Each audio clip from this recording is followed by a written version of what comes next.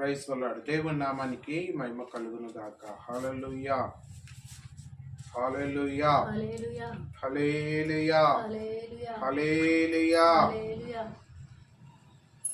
దేవుని యొక్క పరిశుద్ధమైన లేఖన భాగంలోనికి మనం వెళదాం ప్రియులారా. అందరము కలిసి దేవుని యొక్క వాక్య ధ్యానంలోనికి మనం వెళుతున్నప్పుడు పరిశుద్ధాత్మ దేవుని యొక్క మాటల చేత దేవుడు మన జీవితాల్లో దేవుడు అది మన ఎదుట బలపరచబడును గాక. ఆమేన్. హల్లెలూయా, హల్లెలూయా. అలాగనే మనం చూస్తున్నట్లయితే దేవుని యొక్క లేఖన భాగంలో నుండి ఆదికాండము 1వ అధ్యాయము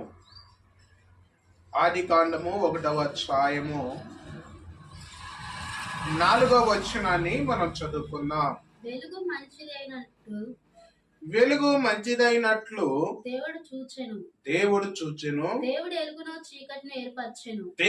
వెలుగును చీకటిని వేరుపరచును. దేవుని నామానికి మహిమ కలుగును గాక. హల్లెలూయా, హల్లెలూయా.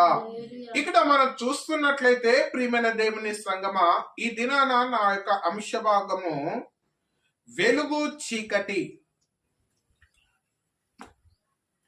మనము వెలుగులో ఉన్నప్పుడు ఎలా ఉంటామో, చీకటిలో ఉన్నప్పుడు మనం ఎలా జీవింపబడతామనే వాక్యము ద్వారా దేవుడు ఈ దినాన మనతో మాట్లాడబోతున్నాడు. దేవుని నామానికి మహిమ కలుగును గాక. హల్లెలూయా, హల్లెలూయా.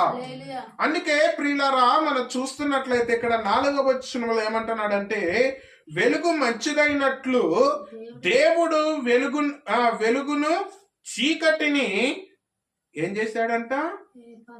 ఏర్పరచును. దేవుని నామానికి మహిమ కలుగును గాక. హల్లెలూయా.